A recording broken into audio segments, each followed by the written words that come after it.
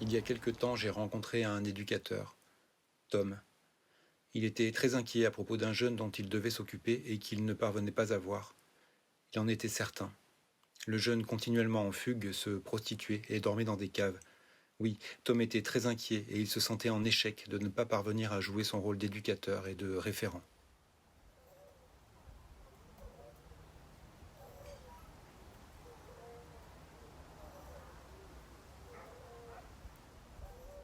Moi, j'écoutais et puis je m'étonnais à haute voix. Comment Tom pouvait-il savoir que le jeune n'allait pas bien du tout, se prostituait et dormait dans des caves, alors que justement, il ne le voyait jamais? Comment?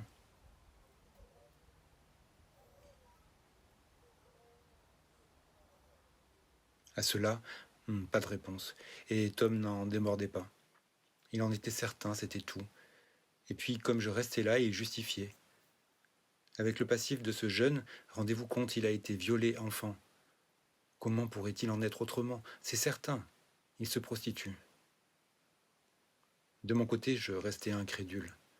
Ça me semblait démesuré, cette parole. Comment être sûr de tout cela?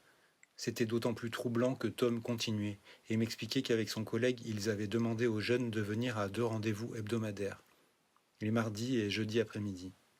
Et chaque semaine, le jeune était là, pour chaque rendez-vous. Il parlait, il ne répondait pas aux questions, il parlait. Il ne disait rien de ce qu'il faisait par ailleurs. Il s'asseyait un moment, se posait, avant de repartir. Cette présence au rendez-vous sans explication, c'était finalement ça le plus difficile pour Tom. C'était incompréhensible. Et finalement presque insupportable. Alors il s'accrochait, et il n'en démordait pas. Le jeune était perdu, se prostituait. Le jeune dormait dans des caves. Après cette rencontre, je n'ai jamais revu Tom. Et je suis resté avec l'idée que ce jeune était quelqu'un d'autre que celui que Tom imaginait. Peut-être ce jeune, c'est... Je ne sais pas. Je ne peux pas deviner. Je ne peux pas mettre de mots. Et je reste seul.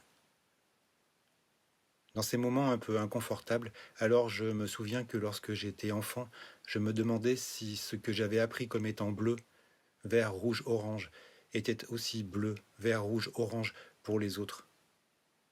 Bleu, vert, rouge, orange comme pour moi. Et je sentais que je ne pourrais jamais savoir ça. Intouchable. Et cette affaire de couleur, c'était une douleur. Insondable. Et c'était aussi une chaleur. Irremplaçable. Je mets le jeune à cet endroit que je ne peux pas saisir et que je ne peux pas dire. Et ça fait comme un dessin. Une forme, informe. Et ça n'a rien à voir avec le jeune. Et c'est lui. J'aurais aimé le rencontrer. Et c'est comme s'il était tout le temps à mes côtés, une ombre, pas tout à fait détachée de mon propre corps. Un écho.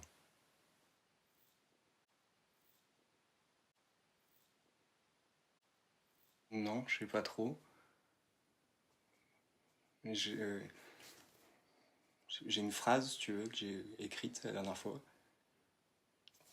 enfin, je sais pas, ça me reste en tête un petit peu. Euh, C'est un autoportrait inversé sur la non-identité. L'identité, ouais, non, je sais pas.